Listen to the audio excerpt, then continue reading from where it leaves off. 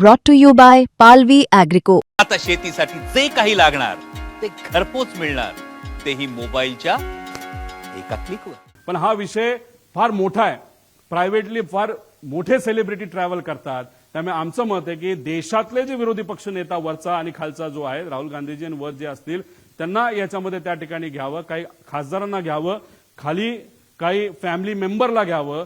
तो जो पक्ष आहे जो बाधित आहे, नाही तर अजितदादा ज्या पक्षाचं प्रतिनिधित्व करत होते त्यातल्या काही लोकांना घ्यावं. पण त्यातले काही खूपच एव्हिएशनच्या अनुभवी लोक आहेत, त्यांचं काय करायचं हा निर्णय त्यांनी त्या ठिकाणी घ्यावा.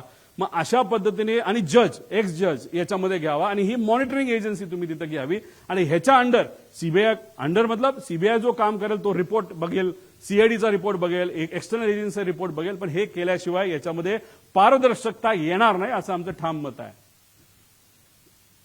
मॅरिटचं तुम्हाला सांगितलं ते आम्ही तारखा पण काढू, काही फोटो आमच्यापर्यंत आलेत, काही डॉक्युमेंट्स आमच्याकडे आलेत, कोण कसं काय, फक्त ते आता वापरलेलं नाही कारण मला ह्याचं राजकारण आणायचं नाही.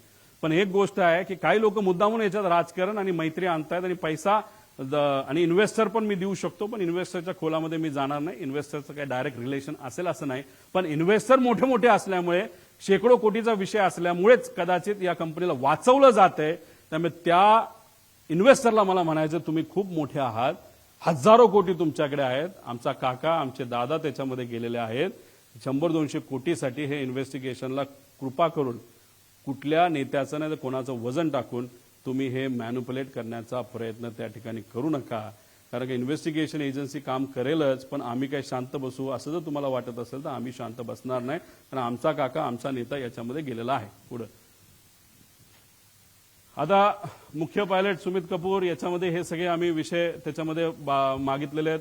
त्यांना कौटुंबिक अडचण होती. आता ती कौटुंबिक अडचण खूप खोलात जाऊन मी म्हणणार नाही आणि त्या विषयाला धरून त्याचं ब्लॅकमेल तिथे झालं असावं आणि मग ते ब्लॅकमेल त्या ठिकाणी झालं असल्यामुळेच ते जे काही घटना घडल्या अशी शंका आहे की त्यांनी मुद्दामूनच त्या घटना त्या ठिकाणी घडून आणल्या. कारण बऱ्याच एक्सपर्टशी बोलल्यानंतर विमान ज्या पद्धतीने कळलं ते मुद्दामून मॅन्युअली आणि ट्रान्सपॉन्डर हे विषय तुम्हाला ते आधीच्या ह्याच्यामध्ये सांगितलेलं आहे.